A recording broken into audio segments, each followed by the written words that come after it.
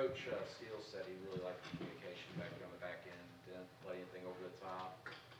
How did you see things back there with you and Ruffin and Rudy? I felt like we played a pretty solid game. Coach emphasized the whole week, to keep the top on the coverage, and we just tried to answer and do what he said. How do you think Ruffin played, especially when he came back from that little leg injury? He seemed to play pretty well. Yeah, he played pretty well. We complement each other, so I have all the confidence in the world when he's out there beside me. Trey, kind of looking back at that personal foul call, you kind of regret that? Yeah, I regret it. It was selfish, but just let my emotion get the best of me. And it, it's just something I got to move on from, and it won't happen again. It's just that simple. Did you say something kind of mean? Who him? The player? He said a few words, but it's still on me. I still can't do that.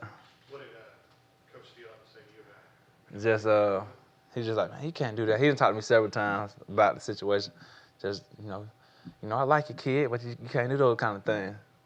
And, I know I can't. I'm a vet, so that'll never happen again. I told the team.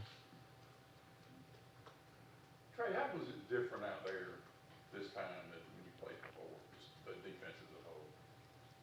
Man, it was an awesome feeling just playing with my friends, and we're all pretty close on the defense side. We're all around the same age, so it was very kind of easy to communicate, and we all compliment each other. Me and Deshaun Davis, and then you got Trey Williams and Big Mon and Carl. We're all around the same age group, and we just feel real confident, and we feel like we can do big things if we stick together and keep playing up to our potential.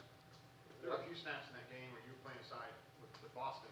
Mm-hmm. Talked many times with us about how it's kind of his dream for you guys to play together. It was pretty emotional, I guess, or meaningful, I guess, to play alongside him. It was meaningful. It was very emotional, because we're from the same hometown, and we always dreamed about that. But, he did a pretty good job when he was in there, so we'll just keep it rolling.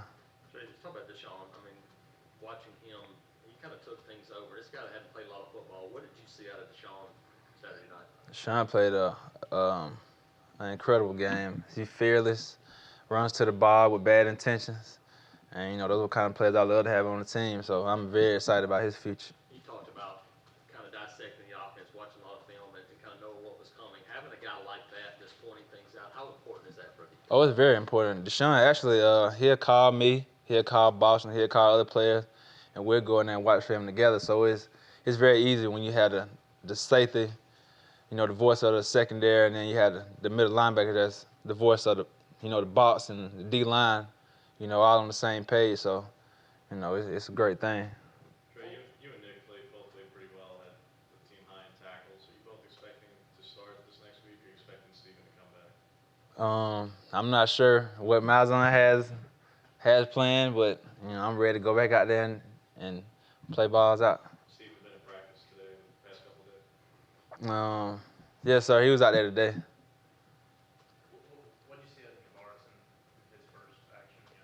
The only freshman there in the secondary.